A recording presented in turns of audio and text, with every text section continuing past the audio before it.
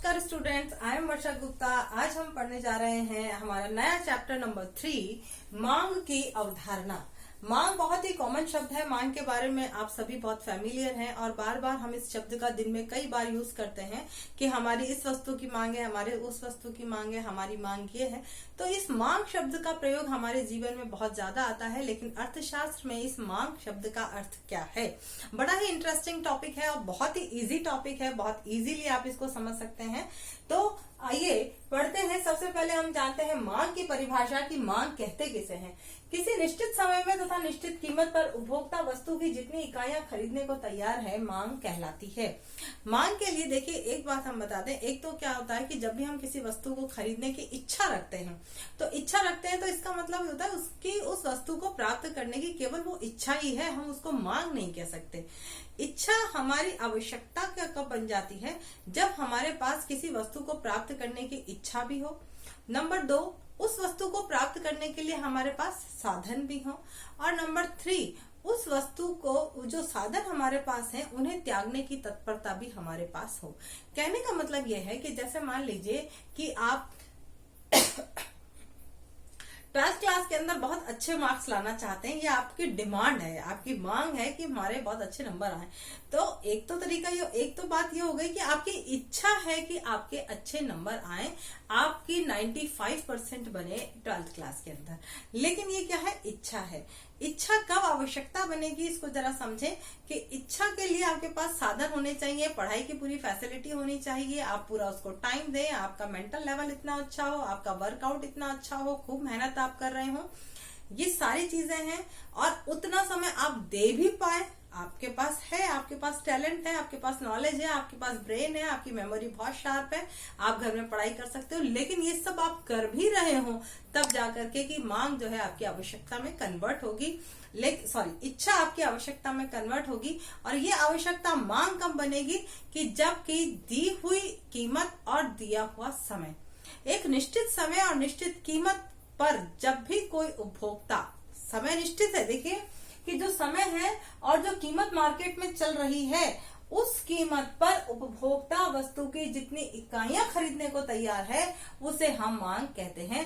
मान लीजिए मार्केट के अंदर 100 रुपए किलो आम मिल रहे हैं और आप ये कह रहे हैं नहीं 50 रुपए किलो मिलेंगे तो मैं 10 किलो आम खरीद लूंगा। तो ये मतलब नहीं है। हमें तो यही बताना है, मांग का मतलब है कि 100 रुपए किलो के हिसाब से आप आम कितने किलो खरीदना चाहते हो, यही मांग है। तो मांग को हम दो तरह की मांग होती है, एक व्यक्तिगत मांग होती है और दूसरी बाजार मांग होती है। दो तरह की मांग होती है। पहले हम पढ़ रहे हैं व्यक्तिगत मांग तथा व्यक्तिगत मांग अनुसूची। व्यक्तिगत मांग क्या है? किसी दी हुई कीमत पर एक उपभोक्ता की जितनी इकाइयां खरीदना चाहता है, एक उपभोक्ता वस्तु की जितनी इकाइयां दी हुई कीमत पर खरीदना चाहता है। केवल यहाँ पर एक उपभोक्ता की बात हो रही है, क्योंकि हम व्यक्तिगत मांग के बारे में पढ़ रहे हैं, इसको हम व्यक्तिगत मांग कहते हैं। एक उपभोक्ता द्वारा निश्चित समय में विभिन्न कीमतों पर मांगी जाने वाली भिन्न भिन्न मात्राओं को दर्शाने वाली तालिका, इसकी जो भिन्न भिन्न कीमत पर जो उपभोक्ता भिन्न भिन्न मात्रा मांग करता है, उसको दर्शाने वाली तालिका व्यक्तिगत मांग तालिका कहलाती है। जैसे 10 रुपए कीमत पर उपभोक्ता 5 इकाइयां खरीदने को तैयार है किसी वस्तु की। अगर कीमत बढ़कर के 20 रुपए हो जाती है तो उसकी 4 इकाइयां खरीदता है। यदि उसकी कीमत 30 रुपए हो जाती है और बढ़ जाती है वस्तु की कीमत, तो केवल वो उसकी 3 इकाइयां ही खरीदने को तैयार है। यदि 40 रुपए कीमत हो जाती है तो केवल 2 इकाई खरीदने के लिए तैयार है। और यदि 50 रुपए कीमत हो जाती है तो उपभोक्ता केवल 1 इकाई खरीदने के लिए तैयार है। नेक्स्ट हमारा आता है बाजार मांग। बाजार मांग तथा मांग अनुसूची। किसी दी हुई कीमत पर समस्त उपभोक्ता वस्तु की जितनी इकाइयां खरीदना चाहते हैं, बाजार मांग कहलाती है।